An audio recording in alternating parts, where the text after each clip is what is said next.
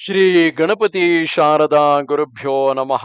ಯತ್ರ ಯೋಗೇಶ್ವರ ಕೃಷ್ಣೋ ಯತ್ರ ಪಾರ್ಥೋ ಧನುರ್ಧರಃ ತತ್ರ ಶ್ರೀ ವಿಜಯ ಭೂತಿರ್ಧ್ರುವ ನೀತಿರ್ಮತಿರ್ಮಮ. ಶ್ರೋತೃಗಳಿಗೆ ಶ್ರೀ ಅಳಸಿಂಗರಾಚಾರ್ಯ ವಿರಚಿತ ಶ್ರೀ ವ್ಯಾಸ ಮಹರ್ಷಿ ಪ್ರಣೀತ ಶ್ರೀಮನ್ ಮಹಾಭಾರತದ ಉದ್ಯೋಗ ಪರ್ವದಲ್ಲಿ ಕೃಷ್ಣನು ಭೀಮನನ್ನು ಕುರಿತು ತಾನು ಹೇಳಿದುದೆಲ್ಲ ಪರಾಕ್ರಮವನ್ನು ಉದ್ದೀಪನಗೊಳಿಸುವುದಕ್ಕಾಗಿಯೇ ಹೊರತು ಧಿಕ್ಕರಿಸುವುದಕ್ಕೆ ಅಲ್ಲವೆಂದು ಸಮಾಧಾನ ಹೇಳಿದುದು ಎಂಬ 76ನೆಯ ಅಧ್ಯಾಯಕ್ಕೆ ಸ್ವಾಗತ. ಆಗ ಕೃಷ್ಣನು, ಭೀಮಸೇನ, ನಿನ್ನ ಮನೋಧರ್ಮವನ್ನು ತಿಳಿಯುವುದಕ್ಕಾಗಿ ನಾನು ಪ್ರೀತಿಯಿಂದ ಆ ಮಾತುಗಳನ್ನು ಆಡಿದನೇ ಹೊರತು ನಿನ್ನನ್ನು ಧಿಕ್ಕರಿಸಬೇಕೆಂಬ ಉದ್ದೇಶದಿಂದಾಗಲಿ, ಹೆಮ್ಮೆಯಿಂದಾಗಲಿ, ಕೋಪದಿಂದಾಗಲಿ, ಸುಮ್ಮನೆ ಮಾತಾಡಬೇಕೆಂಬ ಅಪೇಕ್ಷೆಯಿಂದಾಗಲಿ ಹೇಳಿದುದಲ್ಲ.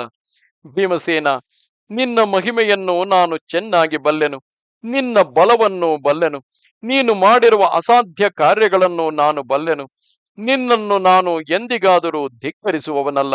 ನೀನು ಪಾಂಡವರಿಗೆ ಎಷ್ಟು ವಿಧದಲ್ಲಿ ಕ್ಷೇಮವನ್ನು ಉಂಟು ಮಾಡಿದುದಾಗಿ ತಿಳಿದುಕೊಂಡಿರುವೆಯೋ ಅದಕ್ಕಿಂತಲೂ 1000 ಪಾಲು ಹೆಚ್ಚಾಗಿಯೇ ನಿನ್ನಿಂದ ಅವರಿಗೆ ಉಪಕಾರವಾಗಿದೆ ಎಂದು ನಾನು ತಿಳಿದಿರುವೆನು. ಲೋಕದಲ್ಲಿ ಎಲ್ಲ ರಾಜರಿಂದಲೂ ಪೂಜಿತವಾದ ಉತ್ತಮ ಕುಲದಲ್ಲಿ ಹುಟ್ಟಿದ ನಿನ್ನಂಥವನು ತನ್ನ ಬಂಧು ಮಿತ್ರರೊಡನೆ ಹೇಗೆ ಕೀರ್ತಿಭಾಗಿಯಾಗಬೇಕು, ಅದಕ್ಕೆ ತಕ್ಕಂತೆಯೇ ನೀನು ಮಹಾ ಯಶಸ್ವಿಯಾಗಿರುವೆ. ಮನಸ್ಸಿನಲ್ಲಿ ಸಂಶಯವನ್ನು ಇಟ್ಟುಕೊಂಡೇ ಯಾವನು ಧರ್ಮ ಅಧರ್ಮ ಸಂಬಂಧವಾದ ದೈವಿಕ ಫಲಗಳ ಮತ್ತು ಮನುಷ್ಯನ ಬಲಾಬಲಗಳ ಪರಿಣಾಮವನ್ನು ತಿಳಿಯಬೇಕೆಂದು ಯತ್ನಿಸುವನು ಅವನಿಗೆ ಎಂದಿಗೂ ನಿಶ್ಚಯ ಜ್ಞಾನವು ಹುಟ್ಟಲಾರದು. ಅಂದರೆ ಮನಸ್ಸಿನಲ್ಲಿ ಸಂದೇಹವನ್ನಿಟ್ಟುಕೊಂಡು ದೈವ ಪೌರುಷಗಳ ಫಲಾಫಲಗಳನ್ನು ನಿರ್ಧರಿಸಬೇಕೆಂದು ಬಯಸುವವರಿಗೆ ಅವುಗಳ ನಿಶ್ಚಯ ಜ್ಞಾನವು ಎಂದಿಗೂ ಹುಟ್ಟಲಾರದು. ಏಕೆಂದರೆ ಈ ವಿಷಯದಲ್ಲಿ ಯಾರು ಯಾವ ನಿರ್ಧಾರವನ್ನು ಹೇಳುವುದಕ್ಕಿಲ್ಲ.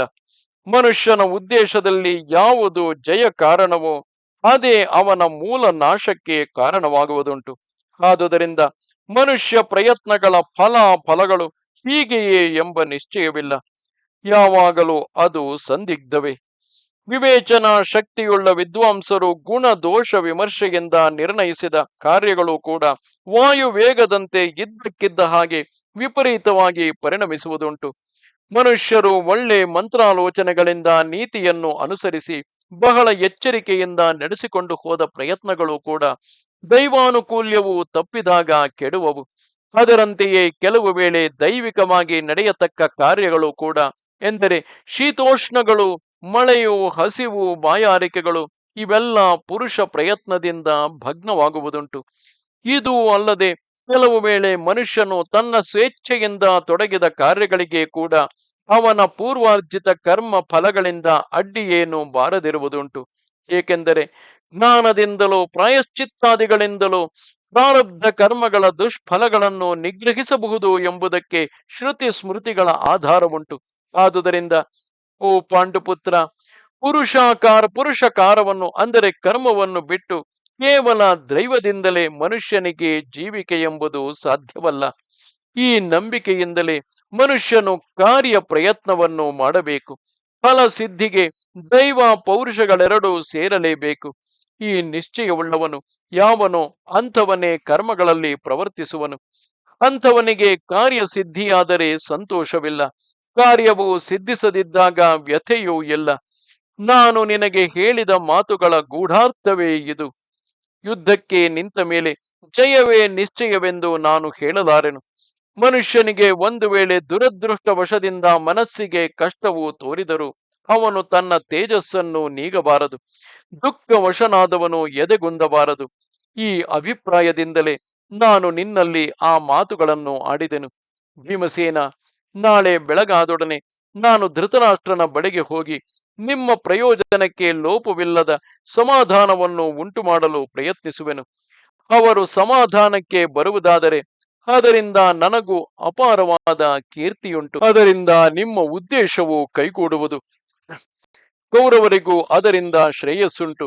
ಹಾಗಿಲ್ಲದೆ ಆ ಕೌರವರು ತಮ್ಮ ಹಠವನ್ನೇ ಹಿಡಿದು ನನ್ನ ಮಾತನ್ನು ಅಂಗೀಕರಿಸದೆ ಹೋದ ಪಕ್ಷದಲ್ಲಿ ಮುಂದೆ ಭಯಂಕರವಾದ ಯುದ್ಧವು ನಿಶ್ಚಿತವಾಗಿಯೇ ಇದೆ.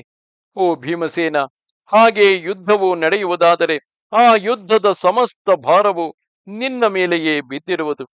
ಅರ್ಜುನನಿಗೂ ಸ್ವಲ್ಪ ಭಾರವನ್ನು ವಹಿಸಬೇಕಾಗುವುದು. ನೀವಿಬ್ಬರ ಹೊರತು ಉಳಿದವರೆಲ್ಲರೂ ನಿಮ್ಮಿಂದ ನಡೆಸಲ್ಪಡಬೇಕಾದವರು. ನಾನು ಆ ಯುದ್ಧದಲ್ಲಿ ಅರ್ಜುನನಿಗೆ ಸಾರಥಿಯಾಗುವೆನು. ಆ ಧನಂಜಯನ ಉದ್ದೇಶವು ಅದೇ. ನನಗಾದರೂ ಯುದ್ಧವು ಇಷ್ಟವಿಲ್ಲದೆ ಇಲ್ಲ. ಅದು ಹಾಗಿರಲಿ. ಭೀಮಸೇನ, ನಿನ್ನ ಭಾವವನ್ನು ತಿಳಿದು ನಿನ್ನ ವೀರ್ಯವನ್ನು ಉದ್ದೀಪನಗೊಳಿಸಬೇಕು ಎಂಬುದಕ್ಕಾಗಿಯೇ ನಾನು ನಿನ್ನನ್ನು ಅಷ್ಟೊಂದು ವಿಧವಾಗಿ ಖಂಡಿಸಿ ಮಾತಾಡಿದೆನು ಎಂದನು. ಇದು 76ನೆಯ ಅಧ್ಯಾಯವು. ನಮಸ್ತೆ ಶಾರದೆ ದೇವಿ, ಕಾಶ್ಮೀರ ಪುರವಾಸಿನಿ, ತ್ವಾಮಹಂ ಪ್ರಾರ್ಥಗೆ ನಿತ್ಯಂ, ವಿದ್ಯಾದಾನಂಚ ದೇಹಿಮೆ. ನಮಸ್ಕಾರ.